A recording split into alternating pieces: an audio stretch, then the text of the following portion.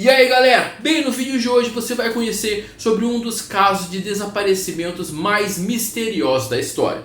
Esse caso continua sendo tão intrigante que até hoje não foi resolvido. Ninguém sabe realmente o que aconteceu. E se você aí é fã de teorias da conspiração, é fã de OVNIs, desses casos de desaparecimento, eu tenho certeza que você aí já ouviu falar um pouco sobre o local de onde aconteceu o desaparecimento. Estou falando sobre o Triângulo das Bermudas. Bem, eu sou o Gonça e no vídeo de hoje você vai conhecer sobre o misterioso caso do voo 19.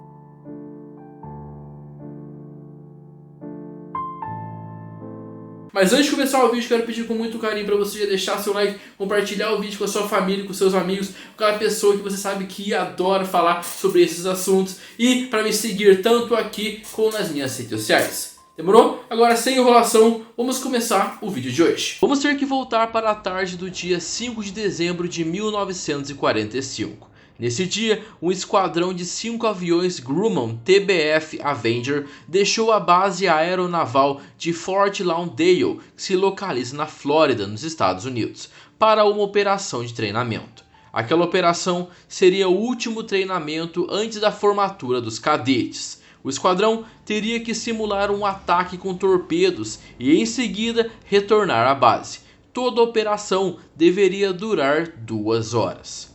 Cada aeronave conduzia 3 homens, um piloto, um radiooperador e um artilheiro, com exceção de uma delas, que conduzia apenas um piloto e um artilheiro, concluindo assim 14 homens em toda a operação.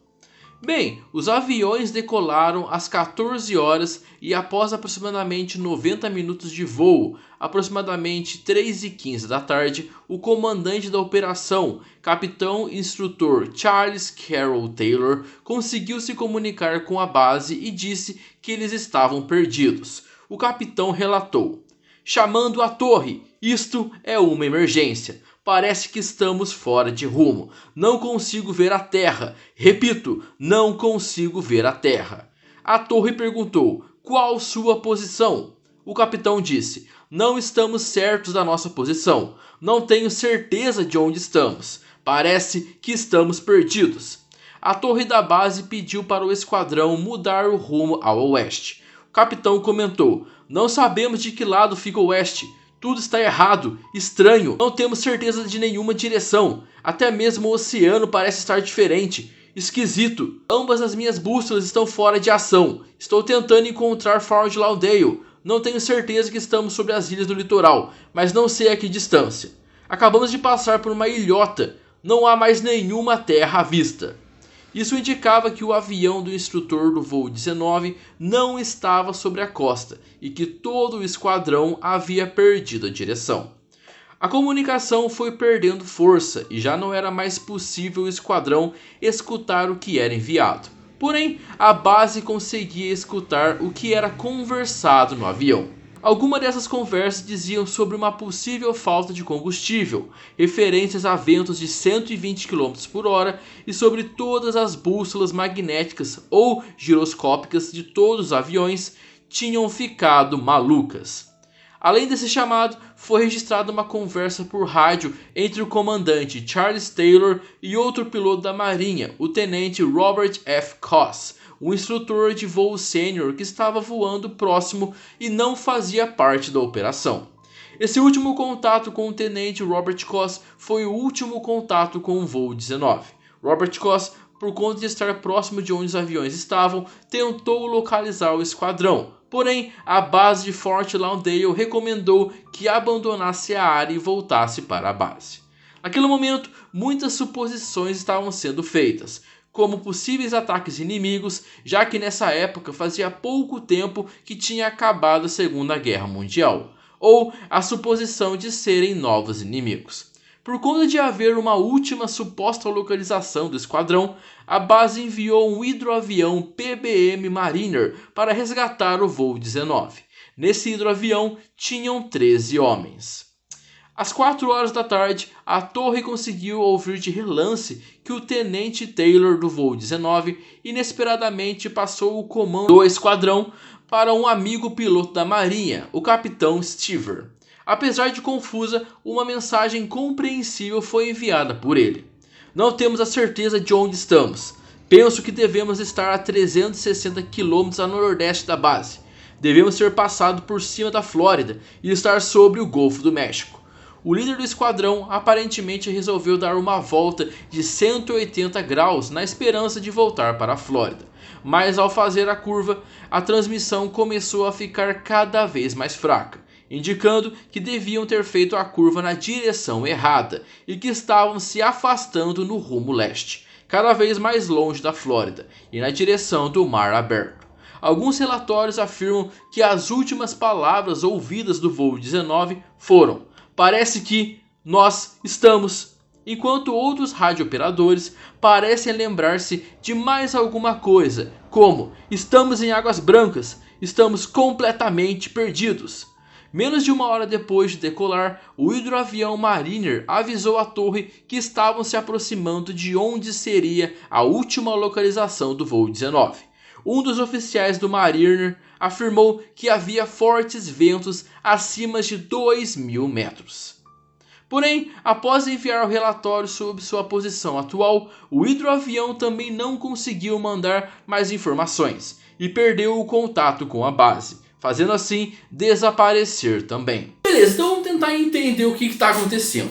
Então a gente tem um esquadrão com 5 aviões que decola, né, e 90 minutos depois simplesmente desaparece. Aí a base vai lá e manda um hidroavião para tentar resgatar o esquadrão e simplesmente desaparece também. Tipo assim, mano, o que tá acontecendo? Mas nenhuma mensagem foi recebida do voo 19 e do Mariner. Um pouco depois das 7 horas da noite, no entanto, a base aeronaval de Opa-locka, em Miami, captou uma mensagem muito fraca que consistia de FT, que era o prefixo dos aviões do voo 19. O avião do instrutor do voo 19 era o FT-28, mas se essa chamada fosse mesmo do esquadrão perdido, a hora em que ela foi captada indicava uma transmissão 2 horas depois dos aviões presumidamente já estarem sem combustível. A base de Fort Lauderdale então comunicou à marinha do que tinha ocorrido. A marinha então começou uma nova busca agora não só atrás do esquadrão do voo 19, mas também atrás do hidroavião. As buscas aéreas foram iniciadas no dia do desaparecimento, porém foram suspensas quando escureceu. Mas barcos do serviço da guarda costeira continuaram a procurar sobreviventes a noite inteira. No outro dia, a marinha colocou em operação 248 aviões e também 18 navios. Navios mercantes, aviões particulares, submarinos, os outros aviões da base, barcos pequenos também participaram das buscas, além de muitas embarcações de pesquisa.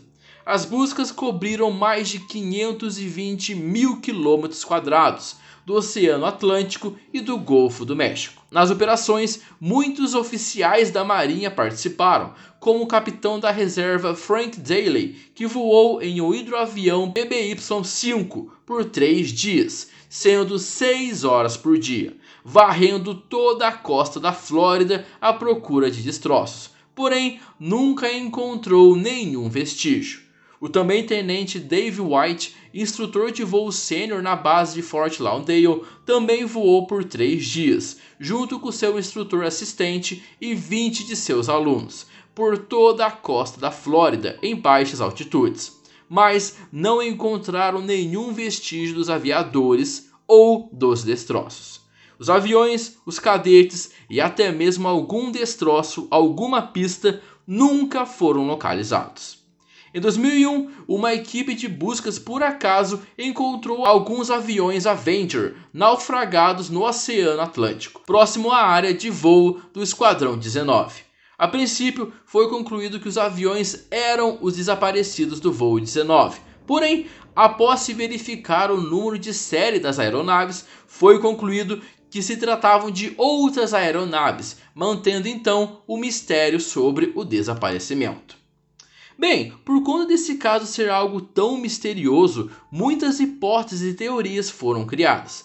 Teorias desde sequestro feito por OVNIs, teorias sobre os aviões terem entrado em um portal interdimensional, Porém, muitos cientistas estudaram sobre a região do Triângulo das Bermudas, que é onde aconteceu o desaparecimento. E podemos falar sobre duas hipóteses que podem ser consideradas as causadoras pela ciência. A primeira, segundo a Universidade do Colorado, nos Estados Unidos, na região onde aconteceu o desaparecimento, existem algumas nuvens com formato em padrão hexagonal. E essas nuvens com esse formato criam microexplosões no ar, capazes de produzir ventos de 270 km por hora e ondas de 13 metros. Cientistas afirmaram o risco de tais explosões de ar. No entanto, fizeram questão de esclarecer que tal explicação não seria o suficiente para dar conta de tantos desaparecimentos. Já a segunda hipótese seria o gás metano. O metano está contido nas rochas do fundo do mar, sob alta pressão. Quando há atividade vulcânica no fundo do mar, ele é liberado e sobe até a superfície do oceano e até a atmosfera.